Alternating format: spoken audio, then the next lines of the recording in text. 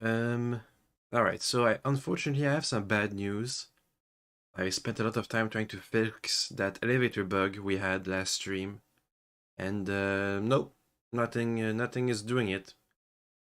The only solution I've fathomed would be if I downloaded a mod that let me access the console commands of the game, and I just console command my way out of this mess, which I'm willing to do. I don't mind really much. However, apparently the next parts of the games, chapter 4 and 5, this is chapter 3.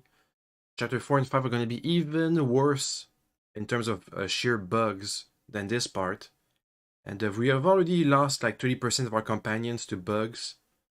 Now we're hard stuck. We had some weird quests stuff. Combat is completely out of whack. Apparently a new update just came out that should fix our cheesy infinite turns loop. Yeah, so the new patch that came in should fix the infinite turns loop, but it hasn't fixed that elevator problem we had. And even if it did fix it, since apparently the next parts of the game, chapter 4 and 5, are going to be even buggier than chapter 3 right now, it's kind of demoralizing. It's not good. It's not great. It's bad news actually. So here's what I think we're gonna do. Actually, this part of the game that I'm in right now, that dungeon, Earliet is supposed to be a required character, but for some reason she's not programmed to be.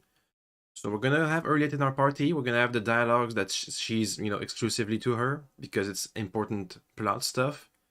And then we're gonna stop. We're just gonna stop. We're gonna put the game down. We're gonna let it cook for like I don't know, a week, a month, a year, however long it takes for everything to be fixed up. Because otherwise, I think I'm gonna have some really bad opinions of the game, or be bitter and sore about it. Most of the chapter 3 already soured my opinion of the game a lot, mainly because of all the bugs. So before it totally ruins any goodwill I had with this game, we're gonna just set it down. We're gonna take our time. We're gonna move on to other things and come back later when everything's fine. So, just alright, there's the sound. Sorry. So let's just have that last dialogue, plot important thing. I really tried everything, guys. I tried having Earliet with us the entire time. I tried killing everybody. I tried choosing other options at that final fight with the homunculus. The only thing that actually works is if I kill Earliet. Then we can continue inside the elevator. I killed Earliet and I also killed the Farseer. Then we can continue up the elevator. And honestly, that's lame.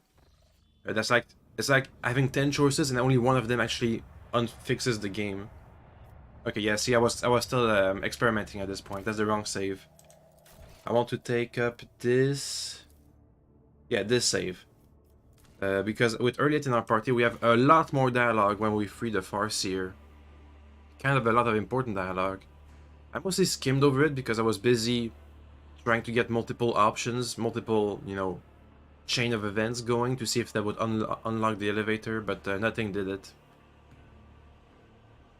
So, and since this is pretty bad, and since apparently the next chapters are gonna be even worse than that, I'm just gonna stop. I'm just gonna stop and let it cook for a while. It's gonna be a short stream, but don't worry. I already have the next game lined up. So once we're done with this, I'll just start a new stream on the next game. It's a little surprise, something to calm my nerves. A little something for the Christmas times. Just a little fun game. Oops. Just free the Farseer and have his dialogue with Earliet. Monkey, okay. Despite his many bleeding wounds, the stately Alderi calmly straightens his shoulders and raises a narrow chin as he scrutinizes you with his keen gaze. Mysterious blue lights glimmer in his emerald green eyes. A monkey and an outcast have found their way into the heart of the Dark City to save what little remains. The universe is full of cruel surprises, but this is an outcome I managed to foresee.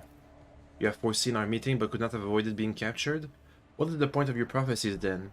Earliet glares daggers at her fellow Eldari, but he does not look away. The Farseer frowns. His face reflects guilt and grief. Yet he says gently, I'm glad our paths have crossed again, my child. It's a great relief for me to know you are alive, and a great joy to see how much firmer of spirit and mind you have grown over your years of exile. I think we have a lot to talk about. Make an Alderi greetings gesture with your hands. Thanks, Hurliet. You've got yourself a most amusing monkey to keep you company, Hurliet.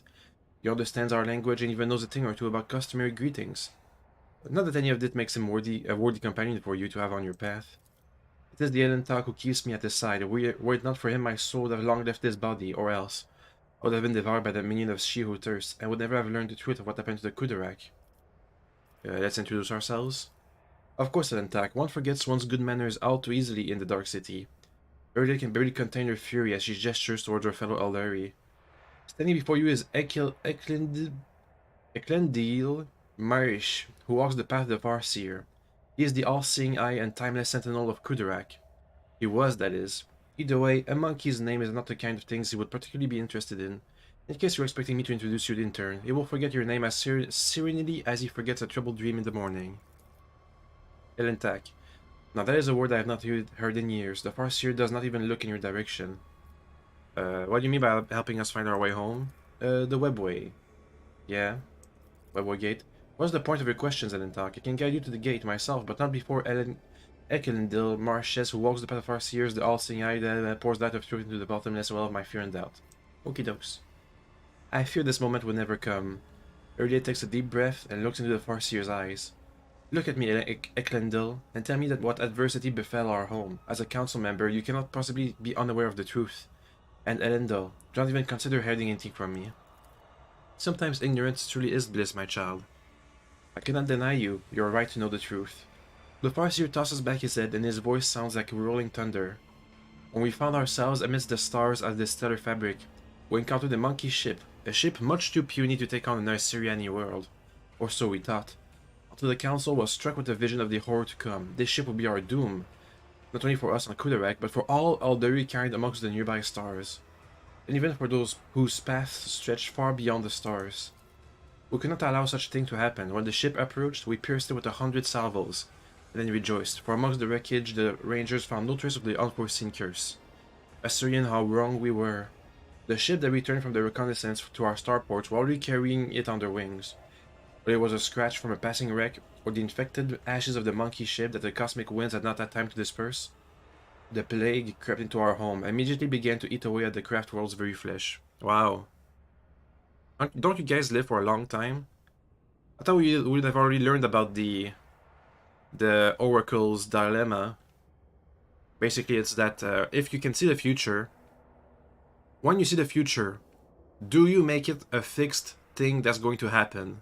Because technically, if let's say you have the ability to see into the future, and you see into the future that you're going to lose your hand in a door accident, does you seeing that actually make it happen? Because now that you are aware of that, it's going to affect your actions in a way, even if you are trying to avert its advent. It's the knowledge itself is what was required to make the future happen. But basically, it's Dune, Dune stuff.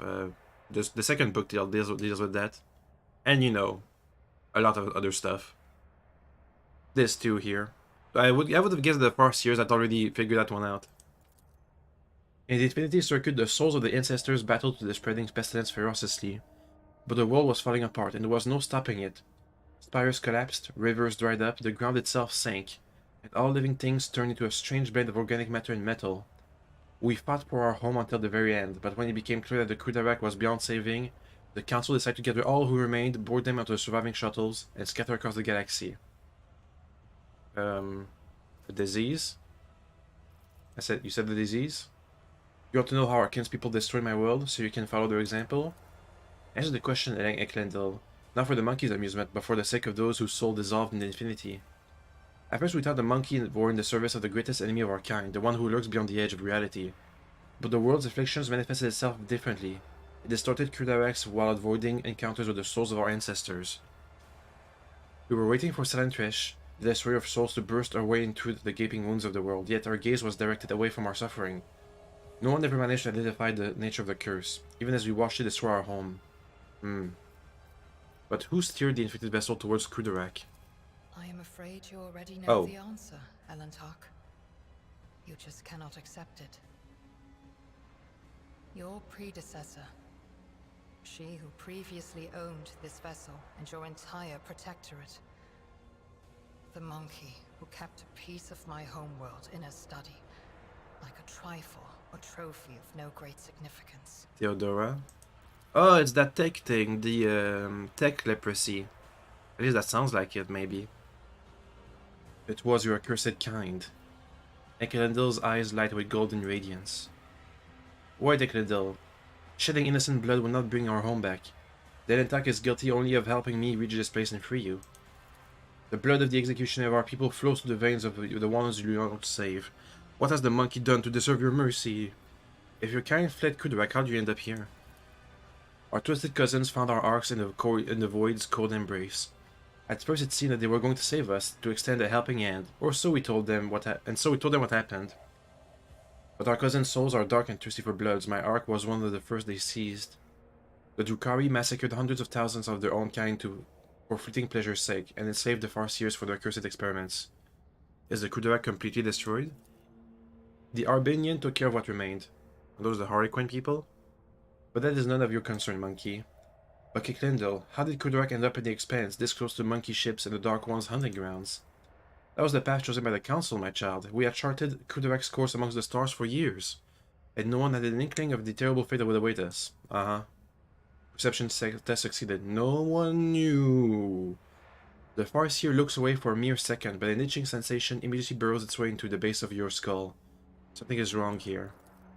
The paths I have walked have taught me a great deal, to see the truth where it is concealed, and not to hesitate to cut off the head of a lying snake who tries to crawl around my heart.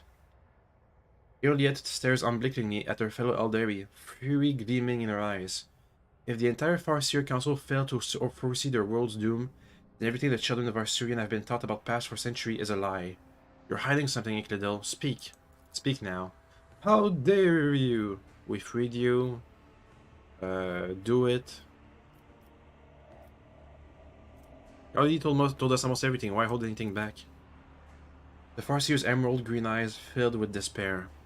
We'd been steering Kudarak along a course prophesied by the stars themselves, until Shahel's tumultuous current cast us to the edge of the Great Wound.